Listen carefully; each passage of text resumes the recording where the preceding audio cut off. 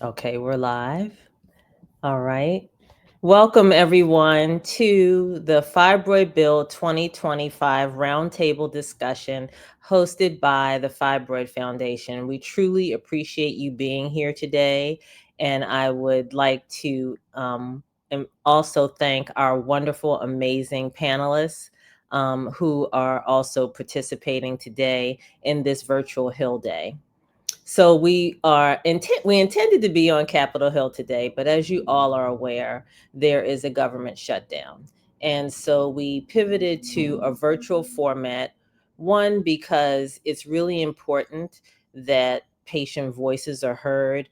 Women's health is hugely important. 51% of the US population are women, and we need to continue to have these conversations.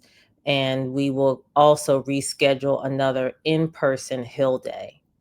So the purpose of the roundtable today is to amplify the voices and the real stories behind the fibroid bill and why it's long overdue.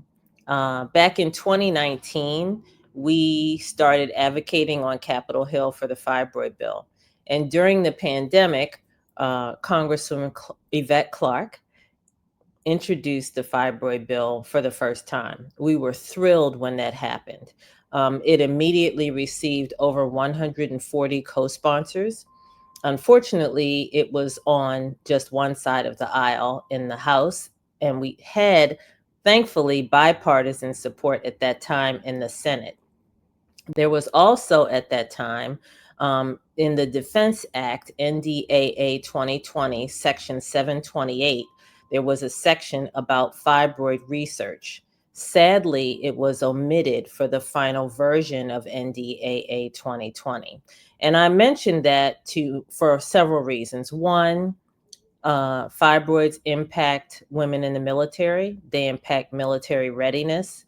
And there's a lot of really solid, valuable research that um, is helpful to the population at large that originates on the military side of legislation and research. So it's been a talking point of ours and a desire of ours to work with our legislators to reintroduce research funding for fibroids in future NDAAs. And so we look forward to seeing that take shape. And the fibroid bill is really important because there are 26 million women, 26 million women of reproductive age, and then countless others who are going through perimenopause and into the menopause transition who have fibroids and have unique needs. There are 600,000 hysterectomies in the United States annually, and about half of those, about 300,000, are fibroid patients. So just think about those numbers. We now know from a study at Mayo Clinic that over 80% of hysterectomies can be resolved with a less invasive procedure, but that is not widely known. We also know, due to a Mayo Clinic study, that cardiovascular complications can occur with a hysterectomy and can occur later in life. So it's critically important that fibroid research help us to understand how and why fibroids develop, help us to understand what treatment options we can utilize, develop much less invasive treatment options, and ultimately, of course, we would like to see a cure. There were four bills introduced in July, and I'll just quickly go over those. HR 4395, the Stephanie Tubbs Jones Uterine Fibroid Research and Education Act, was reintroduced by sponsors Congresswoman Yvette D. Clarke, Congresswoman Bonnie Watson Coleman, Congresswoman Robin Kelly, Congressman David Scott, and in the Senate, Senator Cory Booker. The next bill that was introduced is HR 4392 to authorize the Secretary of Health and Human Services to award grants to increase early detection of and intervention for uterine fibroids and other purposes. Screening is very important. Screening before deployment, screening earlier in life so that women and menstruators can better prepare. And those sponsors are Congresswoman Shontel Brown, Congresswoman Yvette D. Clarke, and Senator Angela Also Brooks. The third bill introduced in July is H.R. 4396, the Uterine Cancer Study Act. House sponsors Yvette D. Clarke, Congresswoman Shontel Brown, Congresswoman Bonnie Watson Coleman, Congresswoman Robin Kelly, and Senate sponsors Lisa Blunt Rochester. And finally, House Resolution 579 would support the designation of July as Uterine Fibroids Awareness Month. And those sponsors are Congressman David Scott, Congresswoman Yvette D. Clarke, Congresswoman Bonnie Watson Coleman, and Congresswoman Robin Kelly. And I would like to add also, which is very important, is that since the introduction of those bills, we have had bipartisan roundtables on Capitol Hill, which have been phenomenal. And we look forward to seeing that continue because this affects everyone. We are also in touch with the congressional wives on the Democratic and Republican side of the House, and there is interest from them as well. We distributed a letter signed by several women's health organizations outlining several health issues and sent that over for the congressional wives to consider and absorb and hopefully help us to advocate for. So with that, I'll move into patient stories and real experiences. And so my first question to our wonderful panel today is, and I'll just give you an opportunity to share what you'd like to share. I'll just touch base by calling everyone's name. Can you share what living with fibroids has meant for you personally, professionally, or emotionally? And I'll go to Natasha. Hi, everyone. My fibroid experience started, I'm 43 years old, and it started when I was 36. So my husband's in the military, and we were stationed in Manila, Philippines, and almost every week I was going to the doctor. Thankfully, they had a clinic on the embassy, and I didn't know what was happening. I had heavy bleeding, and I just couldn't control it. And as I said, I was in the Philippines, so it wasn't easy to get like pads and tampons and all of that. So it was really stressful. I didn't know what was happening. And so it was a lot of back and forth with the clinic. Then I had to go to doctors in the Philippines, and then they medevaced me to Singapore. So it was very stressful, to say the least. I mean, I'm a military spouse, and then I'm out there, and I don't know what's going on with my health and wellness. Thankfully, they did not do a hysterectomy, which was really helpful, but it was because I think I was abroad, because my family members, my grandmother, my mom, and my cousin have all had hysterectomies due to fibroids. So a long line of family history. And then, I just ended up being in a place where they don't usually experience a lot of fibroids. So I was a lot of back and forth trying to figure it out. So it was a very, very stressful experience, but it was on all faces, I guess, from work into personal life. Natasha, thank you for sharing that. I'm so sorry you had that experience, and I'm glad that you're okay and that you did receive care. I'm sure that was horrifying. Tatiana, I'll move to you next. Hi, everyone.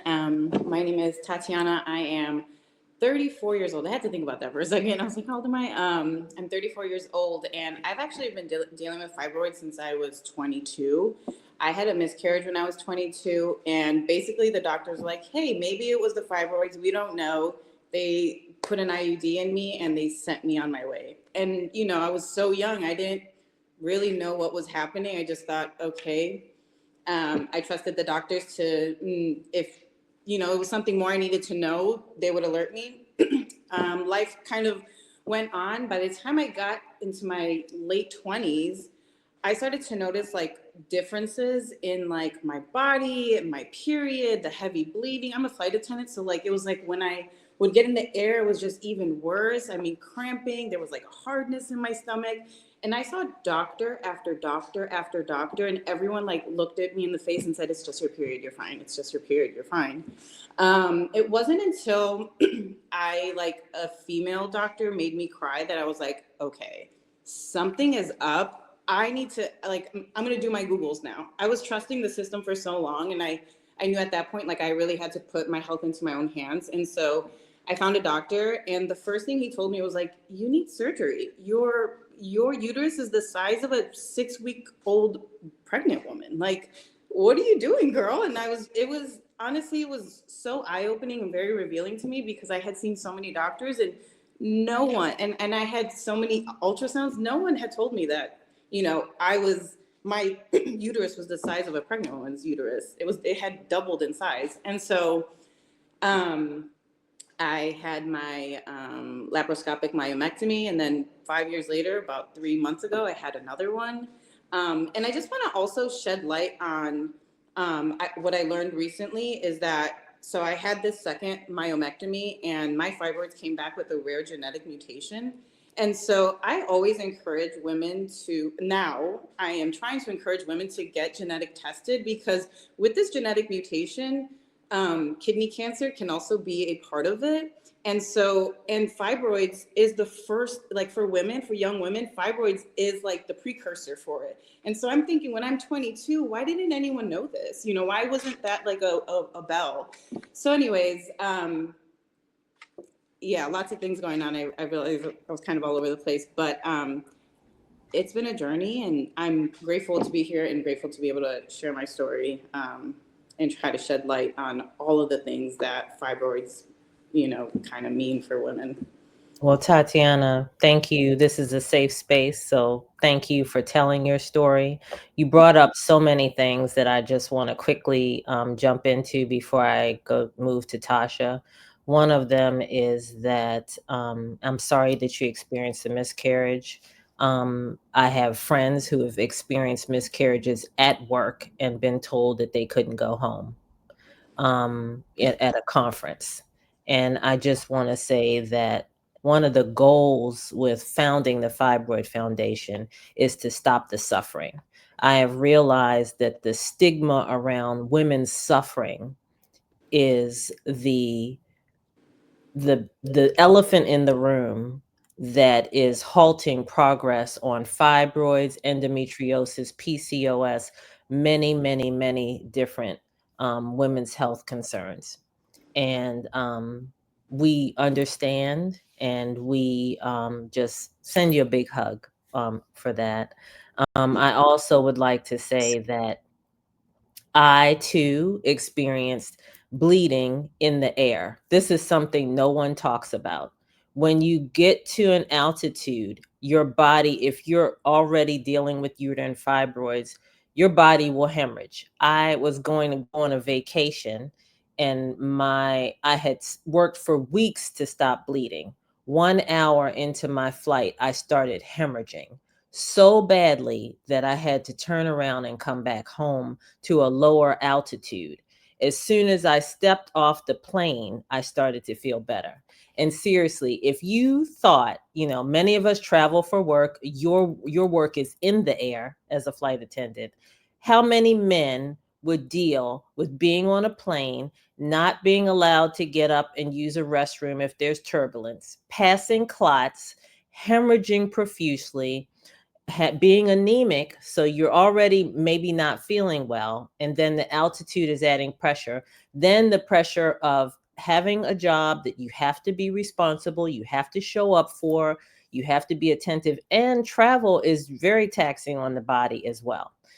So I found that in doing this work, it's really helpful to go in and delineate those details so that people can really step into the lived experience of women with uterine fibroids. It is so critical. So thank you for sharing all of that. Next, I'll go to you, Tasha.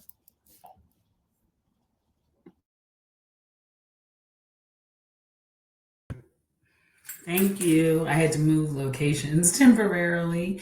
Well, I appreciate this platform and the work that the foundation is doing and the whole village and community that is either experiencing it or is supporting somebody who has experienced fibroids.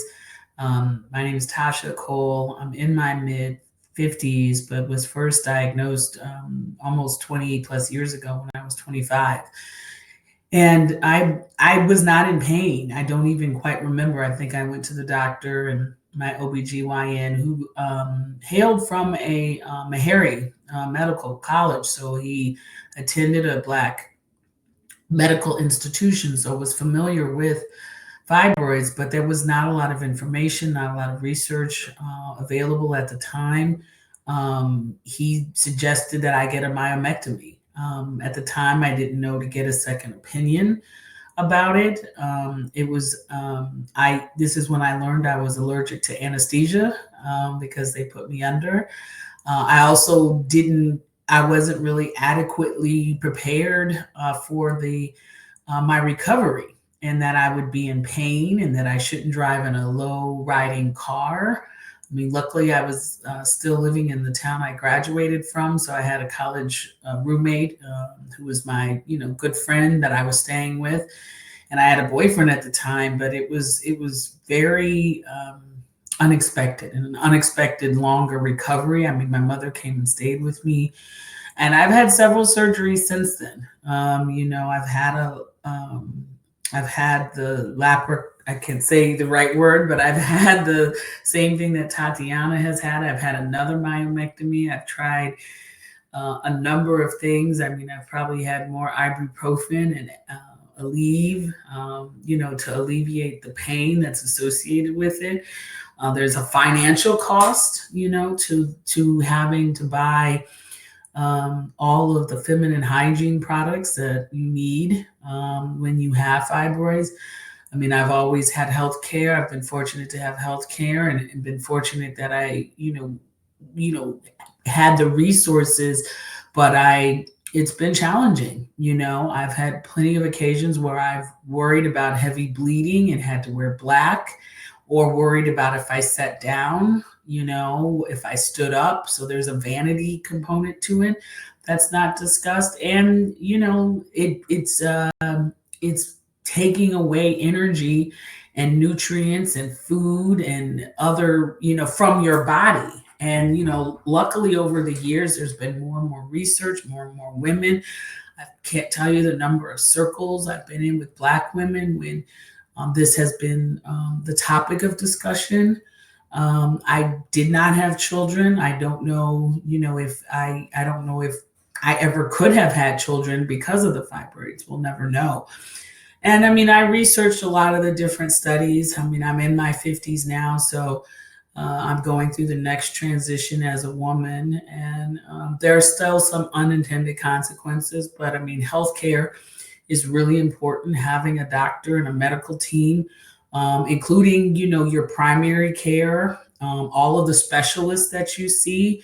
I mean, it's something that you have to proactively talk to them about, because there could be unintended consequences that have not been fully researched.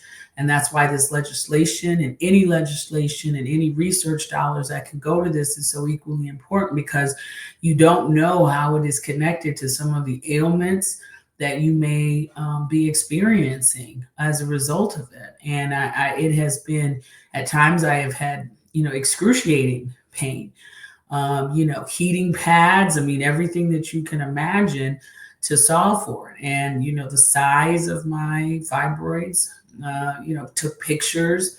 I remember one of the surgeries I had, there was extensive internal bleeding, and my mother was waiting in the waiting room, and they had to come out and tell her why the surgery was taking longer than anticipated. And that was nerve-wracking for her. And so, and similar to this conversation, when you look at other ailments that happen to the male gender, if it's a problem, it gets resolved. It gets, it's not something that we're still talking about 20, 25 years later. when polio was out, measles, some of the conversations that we're having now, my parents, they knew individuals that had polio. They knew individuals that had measles, but then there was a vaccine. I think about chickenpox. I had chickenpox as a child, but now you can get a vaccine for it. Besides cancer and some of these other diseases, it's just striking to me that you would have something that would impact half the population.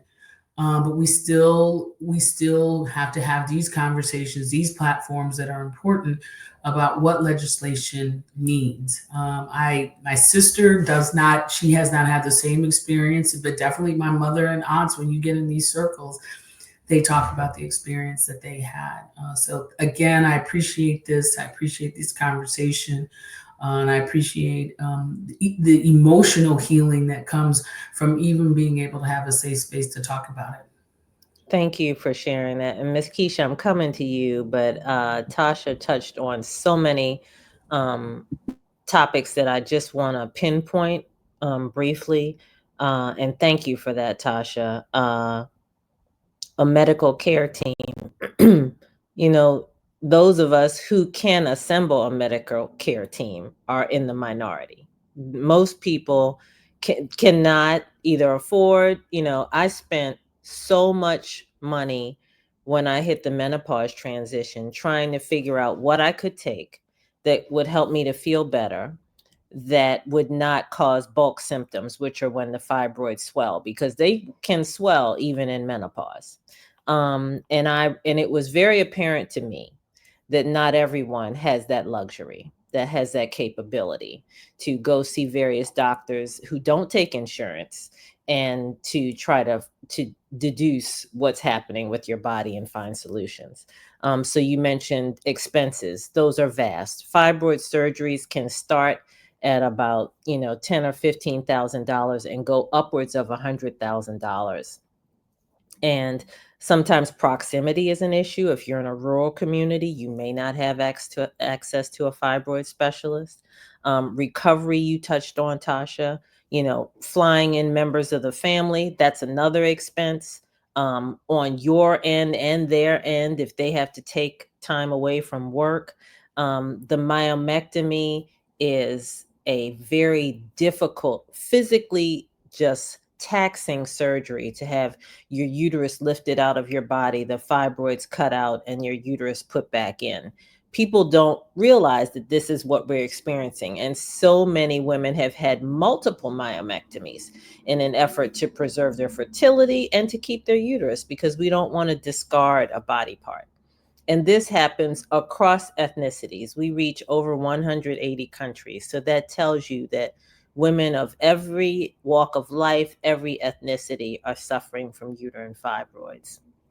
So again, thank you for highlighting so many key aspects of this journey that need to be prioritized, and that we hope that legislators across, the House and Senate will prioritize alongside us. Keisha, I'm coming to you next. Please share what living with fibroids has meant for you personally, professionally, or emotionally. Hello, everyone. Thank you so much for this platform. Yes, just I want to briefly share that I am currently, living with fibroids, and it's been very taxing, if you will. I had no idea there were so many women dealing with fibroids, and had no idea the world of fibroids was so massive prior to, this journey. So I'm just grateful for this platform. I'm grateful for even discovering. I learned about this just doing my research online and through IG. So I'm just very grateful for the platform. It has been, I'm 48, and I currently have 6 fibroids. And one of them I've been told, is the size of a grapefruit. And what what I have also discovered over the past, so I learned of my fibroids maybe about 4 or 5 years, about 5 years ago. And in addition to that, I have also acquired autoimmune disease called scleroderma, and it is a very rare disease. And because of my fibroids, what I'm experiencing now is uterine prolapse. and it is very severe because of the heaviness of the fibroids is really pushing the uterus down. So I have been back, I'm headed to appointments now, but I've been back and forth to multiple specialists, just trying to decide what the best option is to kind of get this resolved. Of course, I keep hearing hysterectomy, hysterectomy, hysterectomy. And the main thing is because, they're like, well, your age, your children, childbearing should not be a factor. So you should just have your whole uterus removed, and then that solves the problem. And it has been emotionally taxing as well, because of course, I'm not really looking at the child aspect, but it, like, you, to your point of just having that uh organ, I guess, removed from you, and feeling that there may be other options, but kind of feeling also discouraged because you keep hearing about the hysterectomy. I had been pushing for a myomectomy, so thank you, ladies, for sharing your story, because I always I've just been pushing for that, but my doctor will not perform one on me. She says that because of my uterine prolapse, I would not it wouldn't make sense for me to do it, and because there's no guarantee that the fibroids will not return. So I seem to think that it will help, but I've spoke to a few doctors, and they will not do it. And then also, I spoke to them about having the what is it, the embolization, I guess, with the laser, to kind of have them remove that way. And they also said that because of my prolapse, it's not, yeah, but I'm trying to explain to them the only reason why I have the prolapse is because I have these heavy fibroids, and they keep growing. So, I'm doing a few things right now. Number one, obviously, is the foods, that I'm finding that I'm eating. Some days are worse than others. It's heavy pain. I have not had to experience bleeding, that part of it, but the pain is so intense constantly. So just trying to find some resolve for the constant pain and heaviness of it all. So I'm definitely grateful for the bills, and hopefully we can come together to get some solution, because there's so many women that I talk to, close friends, best friends, that are dealing with this, or have had myomectomies or hysterectomies, haven't even shared it, because I think so many women are just feeling like hopeless, in a sense, in certain areas, and they're just dealing with it alone. And so it's good to have these platforms to let them know that, no, there are a lot of women who are suffering from this, and to also know that there are other alternatives other than a hysterectomy in some cases. So that's what I'm on my journey to decide what's going to work best for me. Thank you for sharing that, and we wish you the absolute best. And you, along with the other panelists, have just really touched on so many key aspects to consider in the fibroid journey. You touched on not knowing and the fear. That is probably what we hear the most. That women feel like they're alone in this journey. There's fear around treatment, and there's feelings of isolation. And I really do believe that our bodies respond. Nothing happens in isolation. So it's important to consider many factors, not just your uterus. If you're, having multiple symptoms, and I applaud you for seeking out the best care possible. And we are absolutely here to support you along your journey, Keisha. Um, Thank you so much. Absolutely. And so we're going to pivot now to our next question and last question, which is why this legislation is urgent for all of you. Um, and so we're offering up three areas to kind of elaborate, which is, what do you think lawmakers misunderstand about fibroids or women's health in general? How do research and funding gaps show up in your experience? Or if you could send one message to Congress, what would it be? So I'll loop back with Natasha and just ask, from your perspective, why is legislation for fibroids an urgent issue?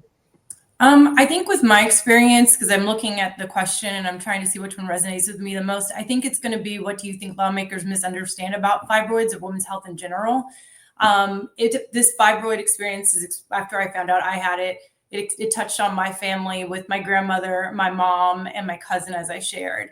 And I feel like if I would have been more aware of this, then I could have looked out for it, maybe with, like Keisha said, my diet, my exercise. I don't know if it was the relaxer. I relaxed my hair from 11 years old until 21 years old. So that was 10 years of a relaxer. But now that I'm pushing forward and I have children, my two daughters, 13-year-old and a 15-year-old, both have heavy periods now. And the first thing I'm thinking is it fibroids? And what can I do to make it so it's easier for them and they don't have a hard time like me having children, or, a hard time when it starts to get heavy bleeding and I don't know what's happening and I don't have people to support me because no one knew what was going on.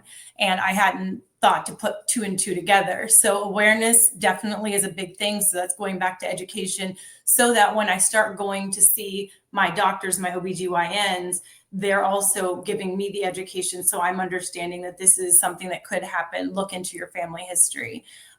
So it was all family for me, basically, from past history to now my future.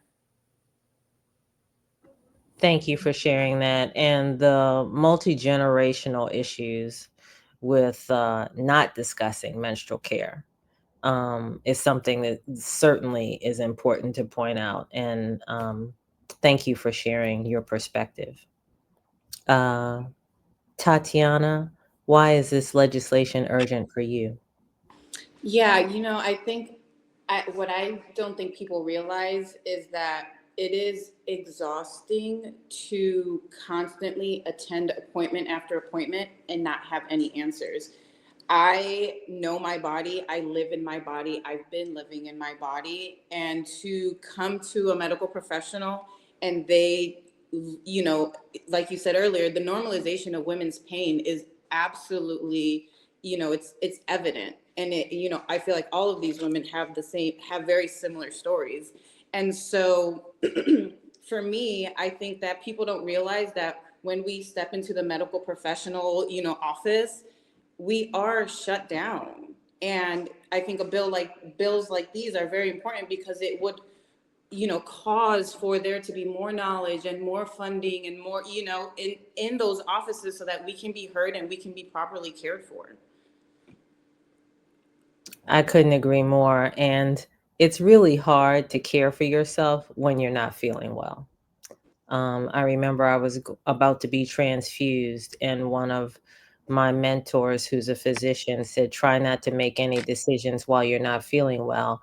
But sometimes we don't have that luxury. And I often think that many women with uterine fibroids are diagnosed when they're in an emergency situation. They're probably at an emergency room or hemorrhaging profusely, and they may not even have previously heard the word fibroids. So they're trying to understand what that is. They're trying to understand what potential solutions there could be. They may not be in the presence of an experienced fibroid specialist who can offer multiple options to preserve their uterus or help them to meet their goals. And so your points are very well taken. Tasha, why is this legislation urgent for you? I just want to double tap on everything that everyone has said about it. I also think it's important for us to, really consider how do we encourage, the clinical trial conversation. I think is really important about what is being studied, how many of us are in these clinical trials, is this prioritized? I also am somebody who suffers from sickle cell trait, which I have been told largely all my life was asymptomatic. And then when I had a pulmonary embolism earlier this year, learned that could have been one of the factors for it. So I think it's important in the clinical trial conversation. And I also think having a medical professionals who are experts in this and who prioritize studying this and having this be a part, studied in medical colleges and medical institutions. I also think the nursing and the nursing industry and the practitioners, I think that's also important too, because as we are talking about the wraparound care, and I really want to echo what you said around I recognize that I was fortunate that I had a mother that could fly down. I had I had access to healthcare, but I also know that it's important to for us to be advocates for those who may not have those same resources, and to continue to look at how we have solved for other health ailments that have confronted huge populations of our communities. And so I think that's the message that I would send. I think our lawmakers who have signed on to this, Congresswoman Clark and others, they need to continue to be supported by their delegations and by their colleagues, because this has a cascading impact on our community. If someone cannot show up for work, that has an economic impact on their family. We know the emotional toll. We know some of these other dynamics that we talked about, but this is also has economic consequences. And I think, continuing to look at why the research is so important and why clinical trials and in supporting tracks and studies of this in our institutions is really, really important. I couldn't agree more. And thank you for bringing up like nurse practitioners who really are just angels when it comes to helping care for us when, the physicians may not have the bandwidth. Advocacy is so incredibly important. And 51% of the US population, if we're not feeling well, that is an enormous missed economic opportunity. I remember I used to do construction management before Women's Health, and I was in charge of an enormous construction project. And I went to work hemorrhaging. I could barely breathe, trying to walk the construction sites and manage hundreds of staff. And women do this every day, jobs where they can't sit, jobs where they have light colored uniforms, jobs where they have light colored uniforms in the Pentagon. We've heard that as well. And so we should be uplifted, and we should have all the resources that we need to be able to thrive and not suffer. Keisha, I'll take it to you next with why is this legislation urgent?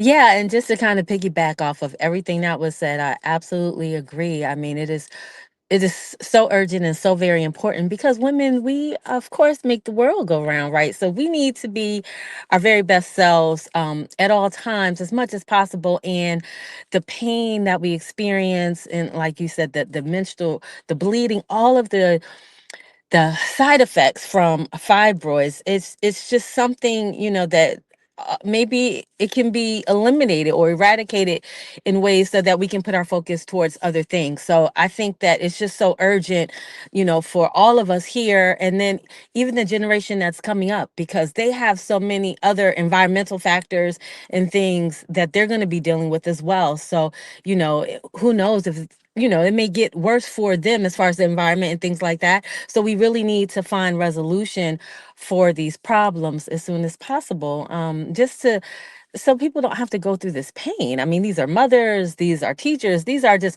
prominent women doing things, everyday things. And like you said, just having to sit and having to experience like bleeding and those things while you're just sitting trying to do your job is just, it's unheard of. So I think it's just a major call to action, and for us to really be diligent in figuring out some resolution. And it's also very important for, I think, a lot of the medical professionals, because I know my main frustration is just constantly having to hear the hysterectomy before you can even really explain the full story. Oh, you need to get a hysterectomy. Oh, you need to. I mean, it's like the go-to. I'm not even I'm gonna be real upfront. I even had to ask one of my doctors, like, are you getting compensated, additional pay if I do? Because the main people just pushing hysterectomies as the only resort. It is very, very frustrating, even to myself, who is not going to have children. But I can only imagine. I had, quick story. I was at one appointment. I had a assistant sneak in, as we were waiting for the nurse to come back, the doctor to come back in, and she told me, I was expressing my frustration, and she said, I know it's because of my age. And she said, no, I've seen them her push for someone who was in their early 20s to get a hysterectomy. And so my heart ached for that woman who I had never met, because I'm like, if you're constantly trying to get it resolved, but you keep hearing that, it can mess with your mental, and your psyche. So I think it's very, very important to really, really look at alternatives. And hysterectomy might be the best for some people, but then it may be other options for people as well. So we just want to have an all inclusiveness here with the with the options. So I think that's the most important thing in sense of urgency. Thank you so much. Um, you touched on a lot of important points that I'll just highlight really quickly. OBGYNs are one of the lowest compensated physician groups that exists. So just think about that, and how that translates into our care.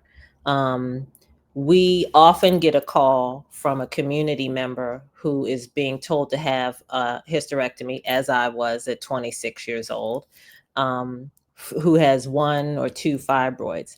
And then on the opposite end of that spectrum, we have very skilled experts like Dr. Soni Singh, who is on our medical advisory board, who removed 50 plus fibroids from a patient and kept her uterus intact. And when you have that dichotomy, that tells you what hurdles we still have to overcome and how many more resources we need to really make sure that our community is being cared for, that their bodies are being cared for, that they're not losing their uterus unnecessarily. Sometimes a hysterectomy is a good option, but we now know that most of the time, in the right care, it can be avoided. And there are other spiraling effects that can happen if you have a hysterectomy, and you don't need one. So thank you for that. I think it's really important for the medical professionals as well who will watch this live stream to know your perspective, because sometimes they don't. And it takes the voice of a patient to really, really open their eyes to the level of care that is desired. So I want to thank you all. I'm so grateful for your time today, for you being so powerful and sharing your stories. And the advocacy does not end here. We will schedule another in-person Hill Day. We look forward to being in touch with all of you. And we want to encourage everyone watching to please post the stream on social media using the hashtags Fibroids on the Hill and Pass the Fibroid Bill. There's also another one, Fund Women's Health. Please contact your members of Congress. We have tools in our social media where you can input your zip code and it will tell you who your members are so that you can write them. And storytelling is so important, and this recording will be shared with lawmakers. And I'd like to end by thanking all of the members who have introduced this legislation, thanking our panelists again, who we care for so dearly, and thanking Nicole McCrimmon from the Fibroid Foundation team for her efforts in planning the Fibroids on the Hill and all of the great work and public facing information that you see comes from Nicole. So with that, we will bid you all a beautiful rest of your day. Go forth encouraged, because we are making a difference together. And I feel rejuvenated from this conversation and from seeing all of you. It just means the world. So have a beautiful day, and let's get these bills passed. Thank you so much. Thank you.